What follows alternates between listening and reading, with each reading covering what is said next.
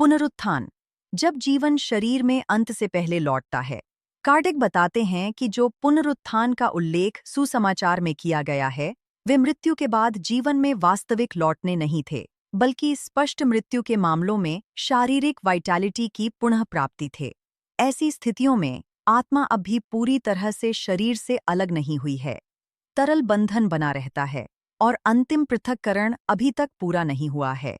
एक नैतिक झटका, एक शक्तिशाली चुंबकीय क्रिया या उच्च आत्माओं की सहायता जीवन के आंदोलन को पुनर्स्थापित कर सकती है और शरीर को फिर से सक्रियता में ला सकती है। जो मामले रिपोर्ट किए गए हैं, जैसे नाइम की विधवा का बेटा, जैरूस की बेटी और लाजर, वे प्राकृतिक कानूनों के भीतर शारीरिक प्रतिक्रियाएं हैं, चमत्कार नहीं। यीशु, जो सबसे शुद्ध आध्यात्मिक चुंबकत्व के स्वामी थे, गहरे कैटालेप्सी में शरीर को पुनर्जीवित करते थे, उस जीवन के सिद्धांत को जागृत करते थे जो अभी भी उन्हें बनाए रखता था। मास्टर जीवन के नियमों को निलंबित नहीं करते थे, वह उन्हें पूर्णता में जानते थे, उन सभी बलों के अनुसार कार्य करते थे जो ब्रह्मांड के सभी घटनाओं को नियंत्रित करते हैं। आधुनिक भौतिकी और जीव विज्ञान दिखाते हैं कि जीवन तुरंत समाप्त नहीं होता।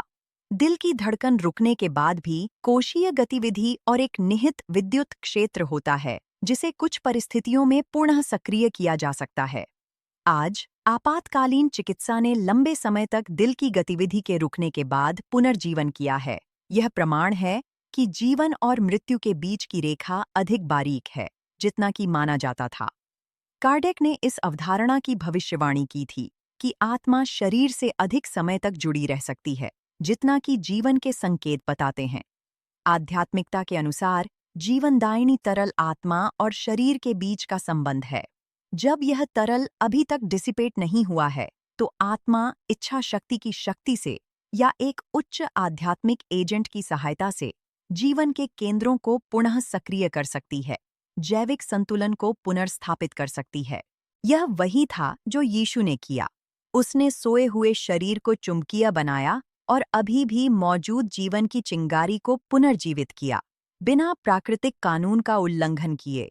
तंत्रिका विज्ञान और ईक्यूएम्स लगभग मृत्यु के अनुभव पुष्टि करते हैं कि चेतना मस्तिष्क की पहचान योग्य गतिविधि के निलंबन के बाद भी स्पष्ट रह सकती है।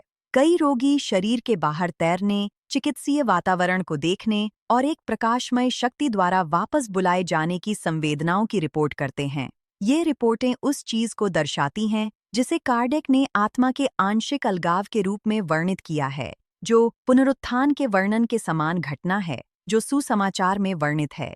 चेतना की क्वांटम भौतिकी सुझाव देती है कि मन केवल मस्तिष्क पर निर्भर नहीं करता, बल्कि यह गैर स्थानीय सूचना के क्षेत्र के रूप में कार्य करता है। जब शरीर अस्थायी रूप से अपनी कार्यों को रोकता है, आत्मा किसी अन्य स्तर पर सक्रिय रह सकती है।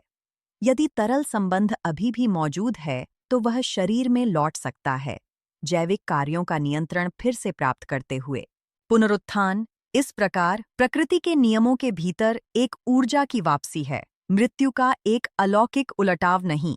यीशु अपनी आध्यात्मिक शुद्धता में ज्ञात सबसे उच्च तरंगीय कंपन के स्वामी थे। उनकी इच्छा दिव्य कानून के साथ पूर्ण सामंजस्य में उन लोगों के जीवन संतुलन को पुनर्स्थापित करने के लिए पर्याप्त थी, जिन्होंने अभी तक आध्यात्मिक अलगाव को पूरा नहीं किया था। उनकी प्रत्येक पुनरुत्थान में उन्होंने केवल शरीर को पुनर्जीवित नहीं किया, बल्कि आत्मा को भी ठीक किया, उसे विश्वास और अमृता की चेतना को जागृत किया।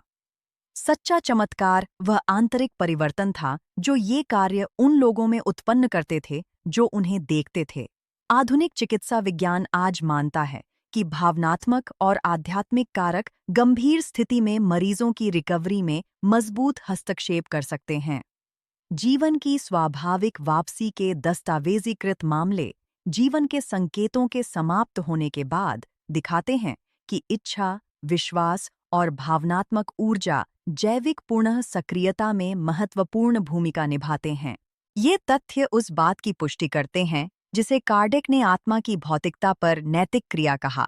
कार्डिक सिखाते हैं कि पुनरुत्थान शब्द को पुनर्जन्म से बदल दिया जाना चाहिए।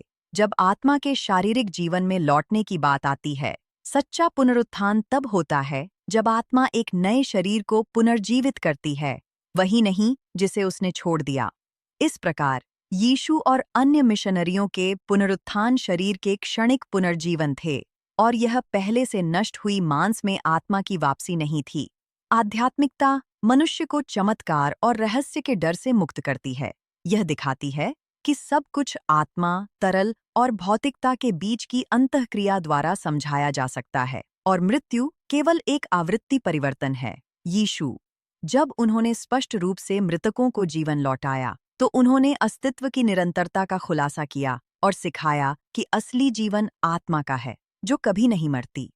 पुनरुत्थानों को समझना यह समझना है कि मृत्यु केवल जीवन के दो श्वासों के बीच एक विराम है। कुछ भी नहीं मरता, सब कुछ रूपांतरित होता है। यह पुनर्जीवित करने की शक्ति केवल चुने हुए लोगों के लिए नहीं है, बल्कि उस दिव्य कानून के लिए है जो हर जगह विद्यमान है जब भी प्रेम और विश्वास भगवान के साथ सामंजस्य में मिलते हैं। यदि यह विचार आपको आशा और शांति प्रदान करता है, तो इसे साझा करें, क्योंकि पुनर्जीवित होने को समझना यह पहचानना है कि जीवन शाश्वत है और मृत्यु केवल शरीर की विश्राम है, जबकि आत्मा प्रेम और सीखना जारी रखती है।